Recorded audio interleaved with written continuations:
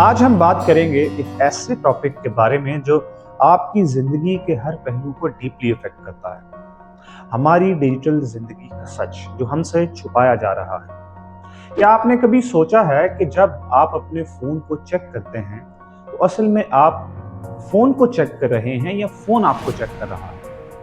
हर बार जब आप पेजेस को स्क्रॉल करते हैं, कोई चीज लाइक या शेयर करते हैं, आप सिर्फ वो ऐप यूज नहीं कर रहे, इनफैक्ट आप खुद यूज हो रहे हैं। आपकी favourite social media sites Facebook, Instagram, Twitter, YouTube ये सिर्फ ऐप्स नहीं हैं।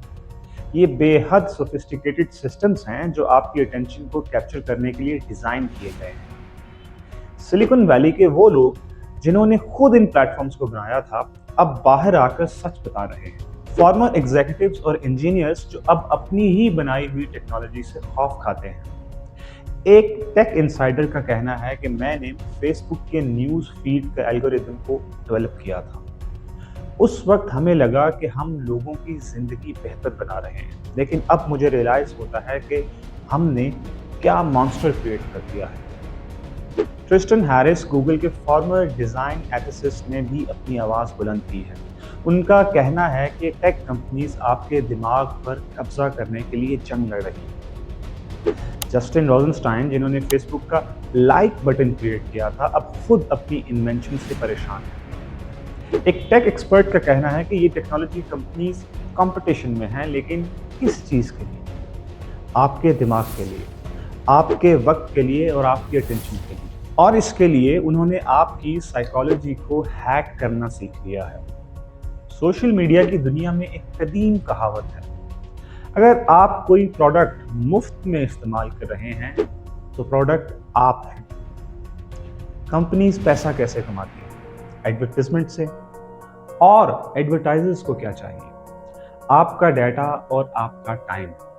जितना ज़्यादा आप इन प्लेटफॉर्म्स पे वक्त गुजारेंगे, उतना ज़्यादा कंपनीज कमाएंगी। एक बिजनेस एक्सपर्ट ने इसको कुछ इस तरह एक्सप्लेन किया है। ये बिजनेस मॉडल है सर्विलेंस कैपिटलिज्म। कंपनीज आपकी हर एक्टिविटी को ट्रैक करती हैं, आपकी प्रेफरेंसेस एनालाइज करती हैं और फिर आपको टारगेटेड एड्स दिखाती हैं। आपकी पर्सनल इंफॉर्मेशन ही उनकी असल प्रोडक्ट है जो वो एडवर्टाइजर्स को बेचते हैं। जब आप कोई पोस्ट लाइक करते हैं या जब आप कोई वीडियो देखते हैं या जब आप किसी प्रोफाइल को विजिट करते हैं, ये सब इंफॉर्मेशन कलेक्ट हो रही है।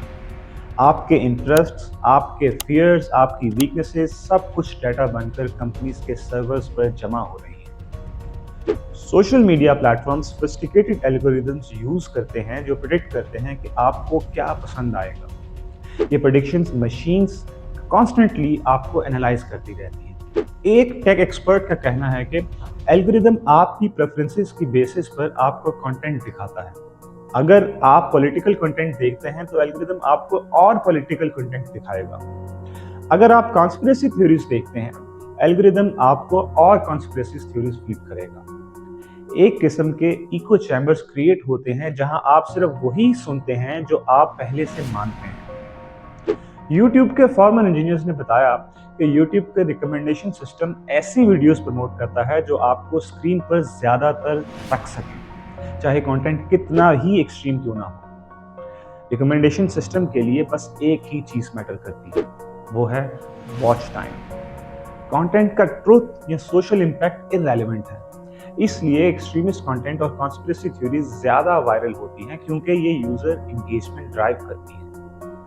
रिसर्च दिखाती है कि टीन एजर्स में डिप्रेशन, एंजाइटी और सुसाइड के केसेस में अलार्मिंग इंक्रीज हुआ है, जो डायरेक्टली सोशल मीडिया की ग्रोथ के साथ मैच करता है। साइकोलॉजिस्ट का कहना है कि 2010 के बाद जब स्मार्टफोन्स कॉमन हुए तो हमने टीनेजर्स में मेंटल हेल्थ इश्यूज का एक मैसिव स्पाइक देखा।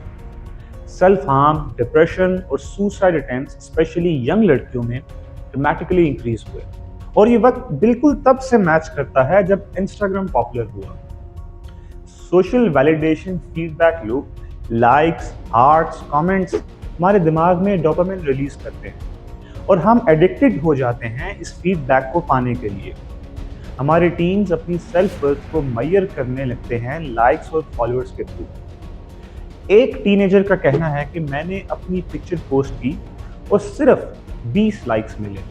मेरे दोस्त की पोस्ट पर 200 लाइक्स आए। मुझे लगा मैं कोई चीज़ गलत कर रही हूँ। मैंने फ़िल्टर लगाए, एंगल्स बदले, कैप्शन चेंज किया, सब कुछ ट्राई किया ज़्यादा लाइक्स पाने के लिए। मुझे लगा जैसे मेरी रियल लाइफ में कोई वैल्यू नहीं है अगर मेरी सोशल मीडिया लाइफ स्ट्रांग नहीं है। सोशल मीडिया ने दुनिया को कनेक्ट करने का वादा किया था, लेकिन रियलिटी में ये हमें डिवाइड कर रही है।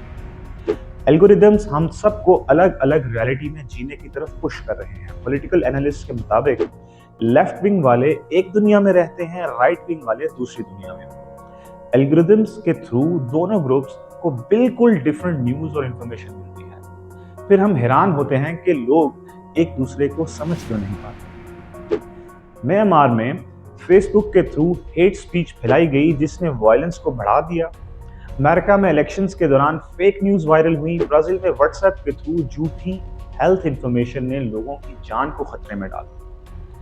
जर्नलिस्ट के मुताबिक फेक न्यूज़ रियल न्यूज़ से 6 गुना ज़्यादा तेज़ी से वायरल होती है। क्यों?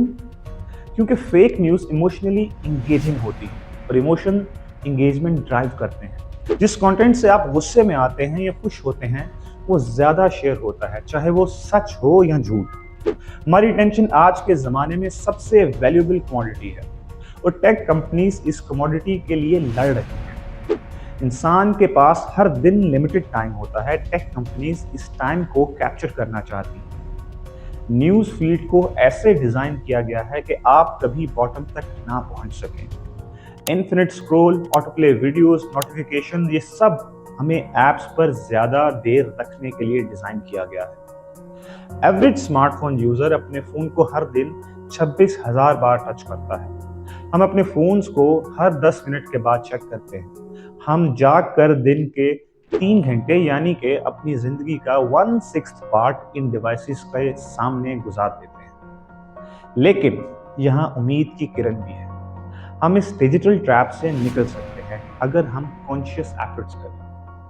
हमें टेक कंपनीज को इंकरेज करना होगा कि वो ह्यूमन टेक्नोलॉजी डेवलप करें। टेक्नोलॉजी जो हमारी ज़िंदगी को बेहतर बनाए, ना कि हमें एडिक्ट बनाए। कुछ प्रैक्टिकल स्टेप्स जो आप अपनी डिजिटल वेलबींग के लिए ले सकते हैं। आप अपने फ़ोन पर नोटिफिकेशंस को बंद कर दें। सोशल मीडिया ऐप्स डिलीट करें या उनका यूज़ कम से कम करें। स्क्रीन टाइम लिमिट सेट करें अपने लिए और ख़ास तौर पर अपने बच्चों के लिए। डिनर टाइम पर फ़ोन्स अलाउड ना करें। सोने से पहले 1 घंटा टेक्नोलॉजी फ्री रहे। पेड सब्सक्रिप्शन मॉडल्स को सपोर्ट करें जहां आप प्रोडक्ट की बजाय कस्टमर बन सकें। इस सारी कहानी का सबसे पावरफुल मैसेज ये है कि टेक्नोलॉजी हमें कनेक्ट करने के लिए बनी थी, लेकिन अब ये हमें आइसोलेट कर रही है। हम फिजिकली एक दूसरे के साथ होते हुए भी मेंटली एब्सेंट होते हैं और आयरॉनिकली जितने ज़्यादा हम कनेक्टेड होते जा रहे हैं उतना ज़्यादा लोनलीनेस फील कर रहे हैं। रियल ह्यूमन कनेक्शन का कोई सब्स्टिट्यूट नहीं है। आंख से आंख मिलाना, टच करना, फेस टू फेस बात करना, ये सब हमारे डीएनए में कोडेड है। हमें याद रखना चाहिए कि हम इंसान हैं, सोशल क्रीचर्स हैं। हमें रियल कनेक्शंस की ज़रूरत है। टेक्नोलॉजी हमारे लिए बनी है, हम टेक्नोलॉजी के लिए नहीं बने। ये कहानी हमें सोचने पर मजबूर करती है, क्या हम टेक्नोलॉजी को कंट्रोल कर रहे हैं या टेक्नोलॉजी हमें कंट्रोल कर रही है। जानबूझकर हमने आपके लिए एक चैलेंज रखा है। इस मोमेंट से इस इंफॉर्मेशन को सुनकर आपको एक चॉइस करनी है कि आप फ़ोन चेक करने के बाद इस स्टोरी को फ़ौरन पॉज करेंगे और अपनी फीड स्क्रॉल करेंगे, या आप अपने फ़ोन को साइड पर रखकर सोचेंगे कि आपकी लाइफ में टेक्नोलॉजी का क्या रोल है। सोशल मीडिया ने ज़िंदगी बदल दी है, लेकिन हम अब भी अपनी ज़िंदगी के कैप्टन हैं। हम डिसाइड कर सकते हैं कि अपनी डिवाइसेस को कैसे यूज़ करें, ना कि डिवाइसेस हमें यूज़ करें। टेक्नोलॉजी पावरफुल टूल है, लेकिन टूल सिर्फ उतने ही अच्छे होते हैं जितने उनके अच्छे यूज़र्स होते हैं। आज से कॉन्शियस यूज़र बनिए, क्योंकि डिजिटल वर्ल्ड में अवेयरनेस ही हमारा सबसे बड़ा डिफेंस है। उम्मीद है ये वीडियो आपको पसंद आई होगी। मज़ीद ऐसी वीडियोस देखने के लिए वीडियो को लाइक करें, चैनल को सब्सक्राइब करें and hit the bell icon.